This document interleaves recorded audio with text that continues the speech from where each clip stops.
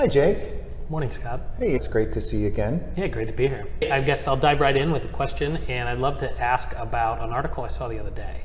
And the focus of the article was Walmart and Target talking about their inventory and what was arriving now, and how that's not quite matched up to what the current demand is. Another part of that was the fact that there's some relief in sight in the supply chain. So I wanted to see, does that apply to us, and get your thoughts. So there's a lot there to unpack. I'll do my best to take it point by point. I saw that same article too, and what struck me is those big box retailers, Target, Walmart, Home Depot, etc., during COVID, when nobody was traveling and people were spending that money or stimulus money or what have you on buying big ticket items like patio furniture and other home improvements, it seems like the general public's buying preferences today have changed significantly since COVID, and nobody's buying patio furniture, for example, this year. Everybody is spending that money on going back to restaurants, traveling. Even though the costs of those things have gone up significantly, the demand is there for that. And it really looked like they may have missed the boat, so to speak, on what people were going to want this year, because they have to do that months and months in advance, not just to get it made, but then to get it shipped here and warehoused. And so it's just a long process where you can see an industry that's very different from ours has struggled with some of the same things of how to get the right stuff here that they need when they need it. Another important thing that we've spent months and months looking at some of the current supply chain things that may be going on or changing or getting better, getting worse, etc.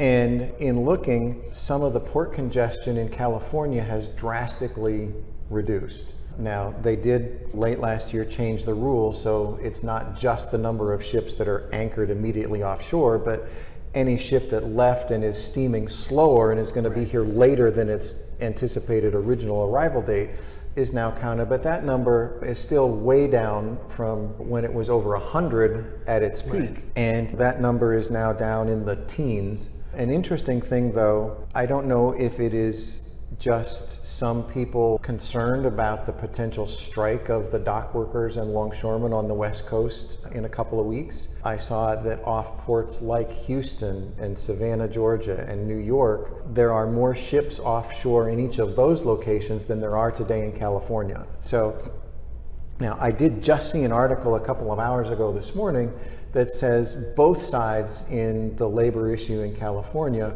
have pledged to continue working even once their contract expires at the end of the month.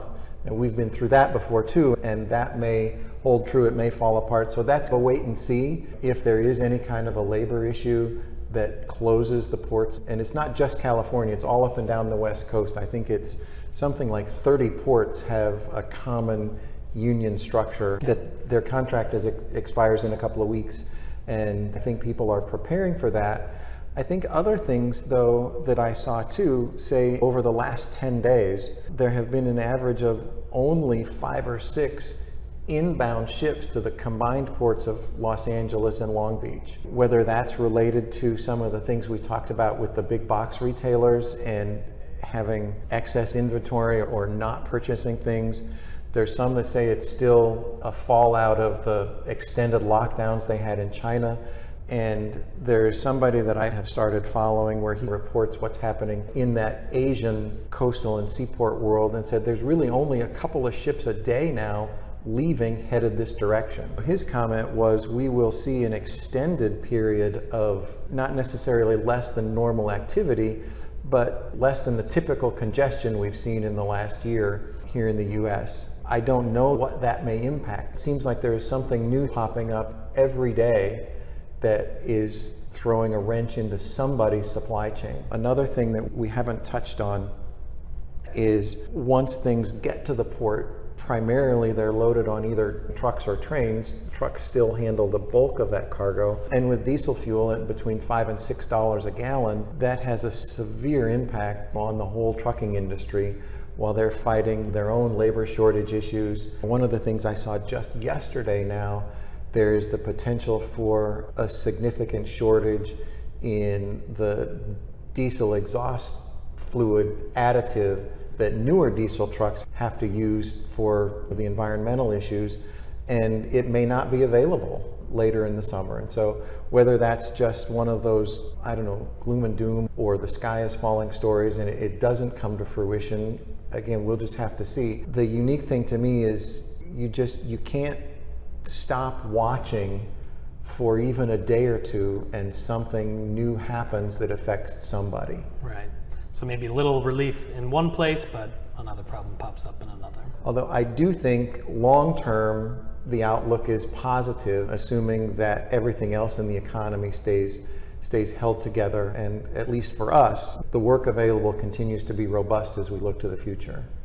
So some of those other things that I said pop up here or there, I've heard that shipping manufacturers started designing and building bigger ships, move more goods, and you can get a greater quantity into a country with a single boat.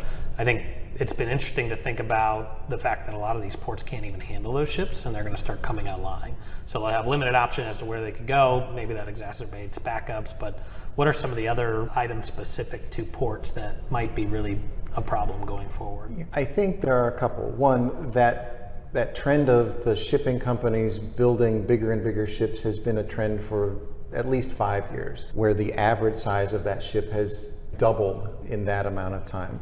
Even though most of the major ports have renovated or expand their facilities and capacity to handle that, it's an ongoing evolution of which comes first, it's the chicken or the egg. And knowing that there's been such a tremendous amount of consolidation, and I can't remember exactly what it is, something like 80 or 90% of the shipping containers are managed and handled by only a handful of companies today. And so as they continue to grow and order and build bigger and bigger ships, ports are going to have to continue to grow and develop and provide the capability to handle those. And that's a multi-year endeavor at best. Mm-hmm. And then what about empty containers? We touched on that a while back, but there's more goods coming in than we're exporting also.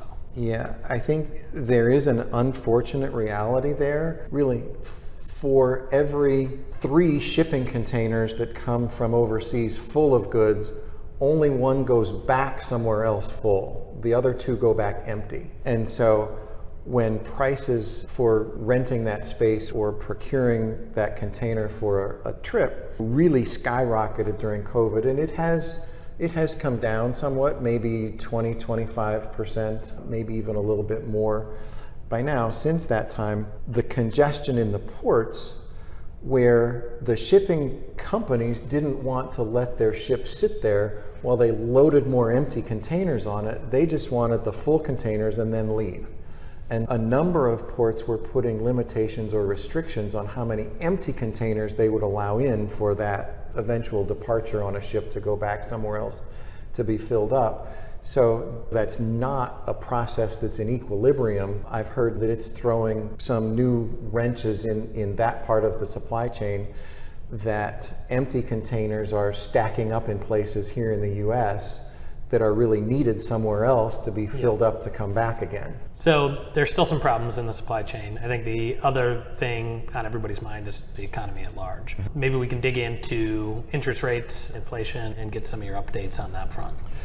Sure. It was in the news that the consumer price for May was released, and it was again, record 40-year high of 8.5%.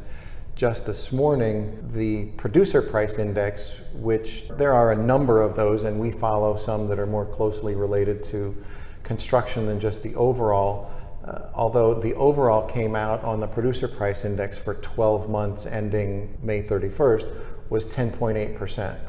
So again, it's near that 40-year high, showing no signs of slowing down. They are definitely trying to use interest rates to slow down inflation. The trick is to slow down inflation without slowing down the economy. And how that relates to us is yet to be seen. I think I've heard a number of people talk about projects that need financing. The owners are having to come up with a higher percentage of cash up front and a smaller loan balance. Now, for a company that's got the cash, that's a good position to be in. For somebody who wants to borrow all of the money, that may put some of those projects in jeopardy again, it's a wait and see, and then we'll have to wait and see how long it lasts too. Hopefully it is something that if they can get a handle on between now and the end of the year, they start to dial it back again and everything starts to take more of a normal course. I think, like we talked about earlier, just another situation that we have to learn everything we can learn as quickly as we can learn it, and then how to apply that to our situations with our projects and our clients to provide solutions and mitigate the risk however it shows up the best way that we can. Yeah. I appreciate that, and thanks for the time today. You bet. My pleasure.